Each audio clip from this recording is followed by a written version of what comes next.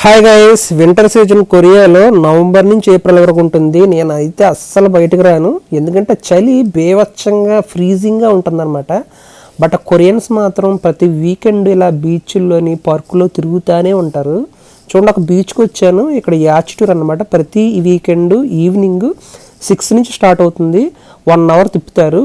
యాచ్లోకి వెళ్ళే ముందు కంపల్సరీ ఈ సేఫ్టీ జాకెట్స్ వేసుకోవాలి. అది ప్రికాషన్స్ అనమాట, కంపల్సరీ మనం మెయింటైన్ చేయాలి. ఇంకోటి ఏంటంటే, యాచ్లోనే ఒక ఫోటోగ్రాఫర్ ఉంటాడు. వాడికి మన మంచి మంచి స్టిల్స్ అన్నీ వాడు తీస్తాడు అనమాట. అయితే ఈ యాచ్ టూర్ మొత్తం ఒక 1 అవర్ ఉంటుందన్నమాట. ఇలా బీచ్లో తిప్పుతూ ఉంటాడు.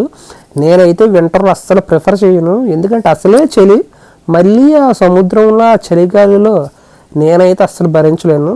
బట్ కొరియన్స్ వీటిలో కూడా, ఈ చలిలో కూడా వీళ్ళు ఆనందాన్ని వెతుక్కుంటారనమాట.